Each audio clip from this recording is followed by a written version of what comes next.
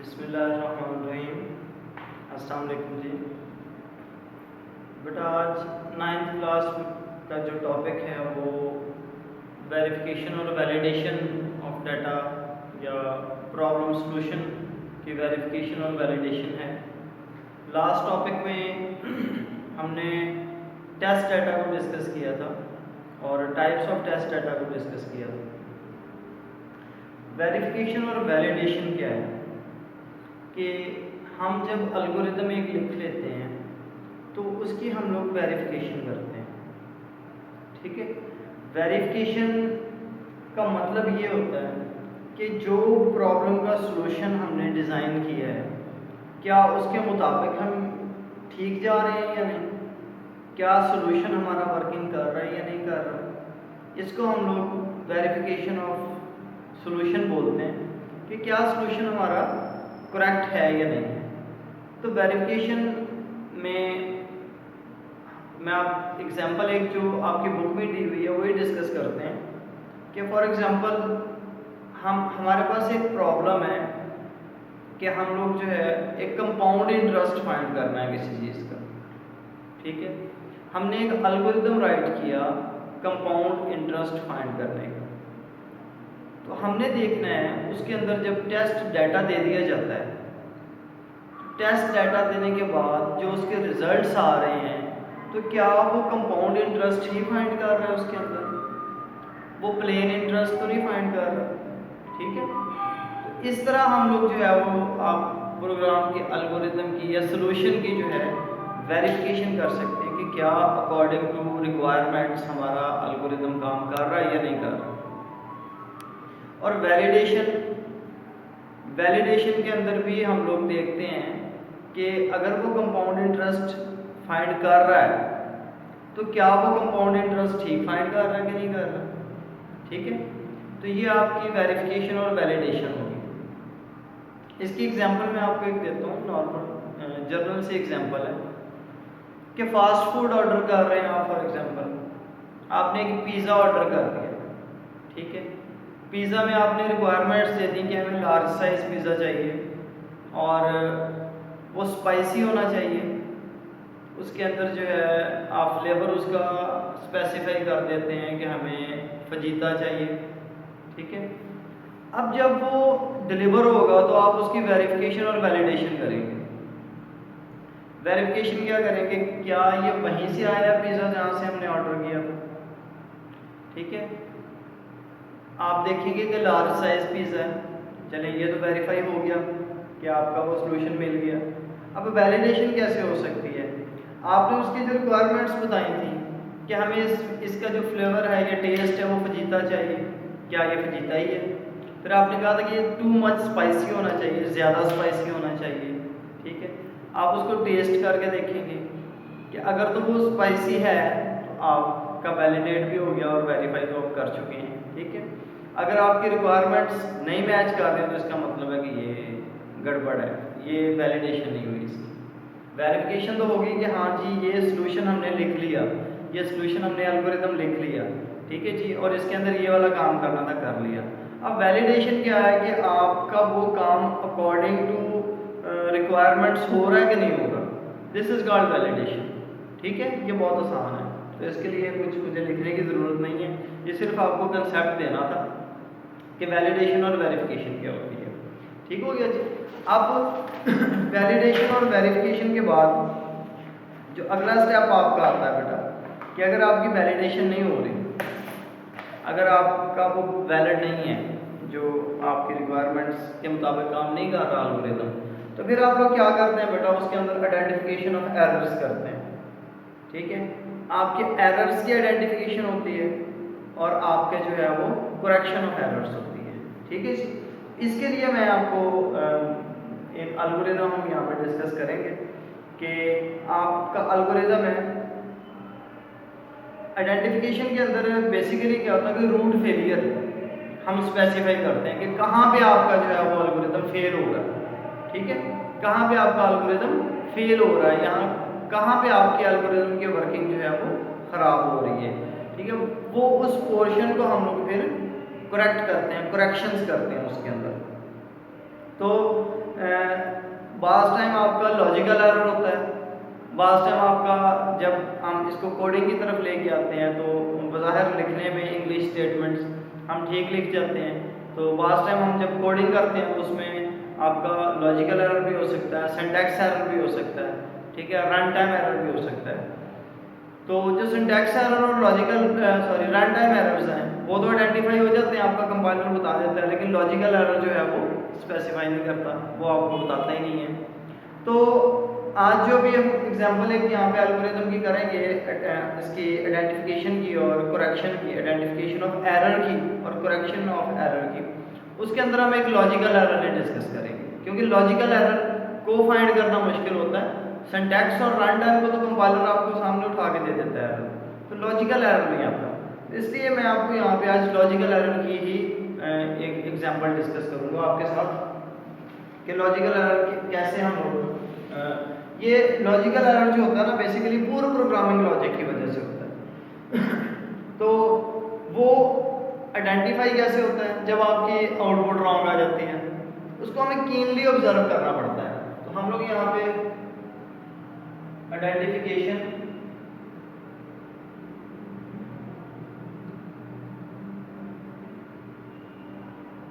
And correction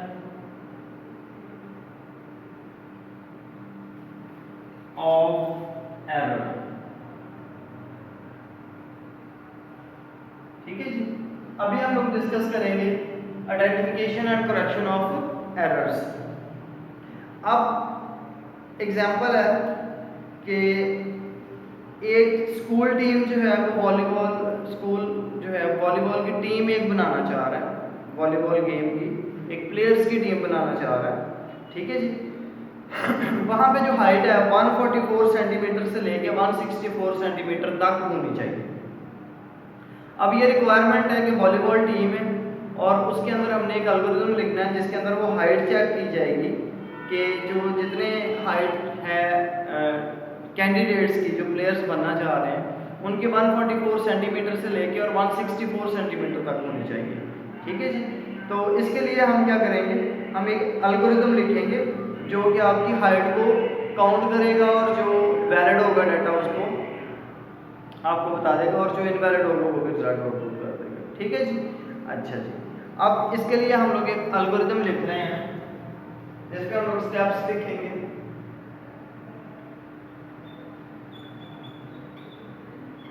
step 1 हम लोग लिखेंगे, हमने क्या कहा था कि स्टार्ट से शुरू करेंगे, ठीक है। स्टेप 2 हमारा क्या होगा, एक वेरिएबल लिया काउंट, उसकी वैल्यू हमने 0 लिखी है अभी, ठीक है जी। जिसकी वैल्यू हमने क्या लिखी 0, कि इस काउंट की वैल्यू जो है वो 0 सेट कर दें। उसके बाद स्टेप 3 में हमने क्या किया, सेट ऑल हाइट्स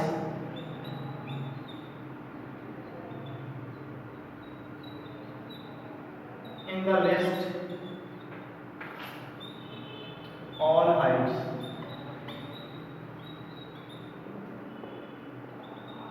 ये हमने एक ऑल हाइट्स के नाम पे हमने जितने भी हाइट्स हैं आपकी उसके अंदर सबकी हाइट्स डाल दी, इनपुट कर दी, ठीक है जी। मल्टीपल यहाँ पे नंबर्स डाल दिए, ठीक है। आपको कह रहा है यहाँ पे अगले स्टेप में कि हम क्या करेंगे,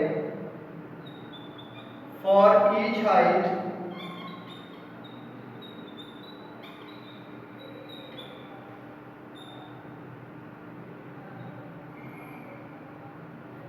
सॉरी यहाँ पे हमने क्या किया, यहाँ पे एक स्टेप मिस करके हम लोग यहाँ पे हम करेंगे सेट ऑल हाइट्स, यहाँ पे हाइट्स दे देंगे, यहाँ पे क्या 154 140 155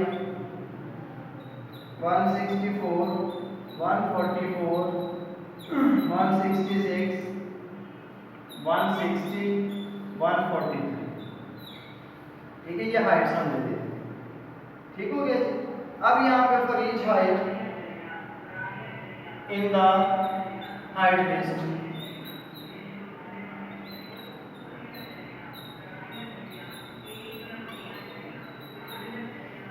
यहाँ पे हम अब कंडीशन लगाएंगे।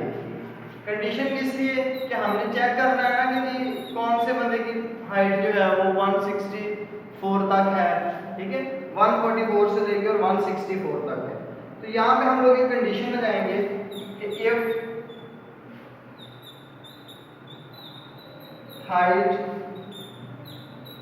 is greater than 144 and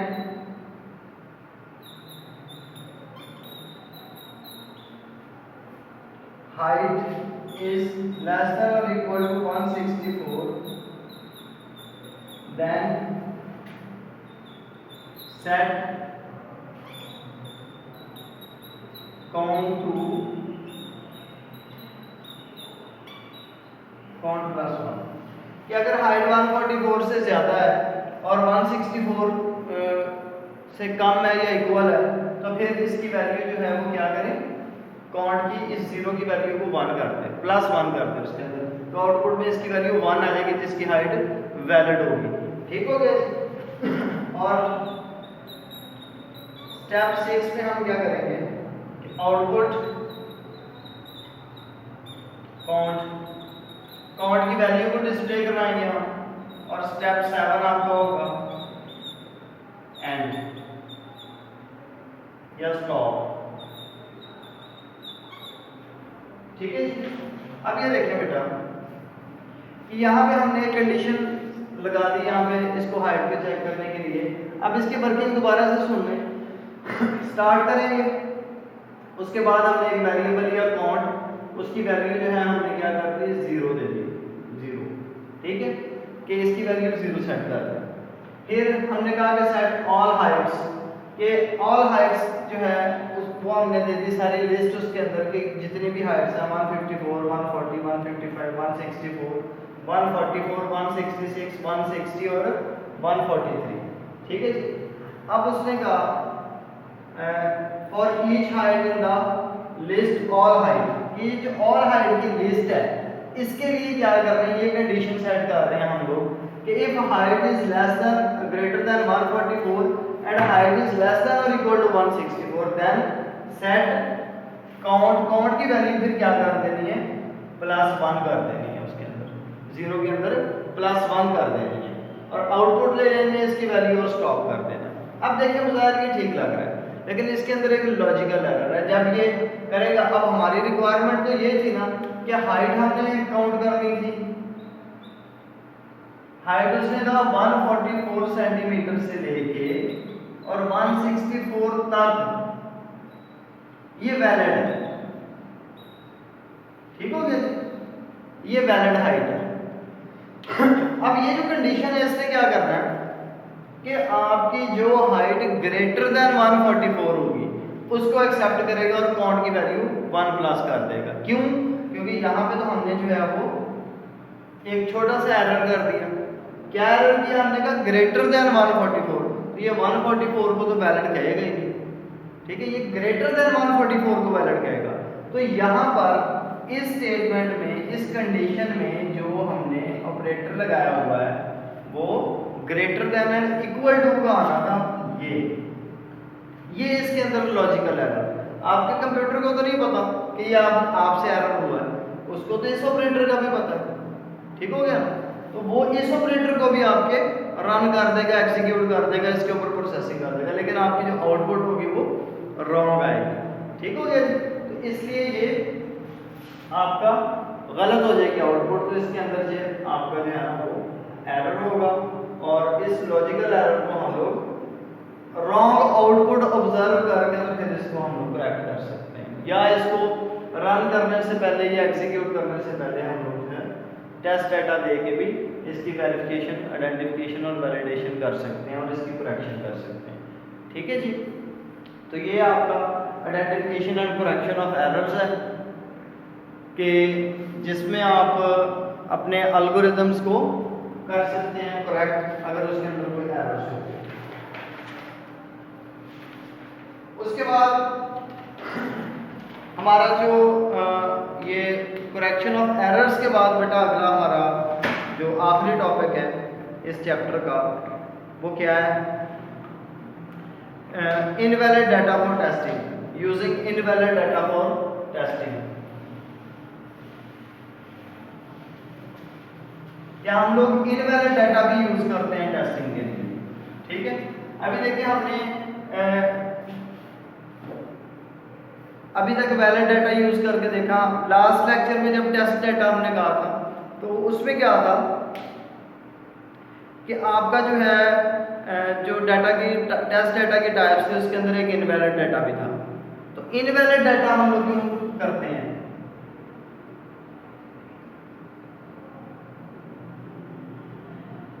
किस चीज के लिए? For testing.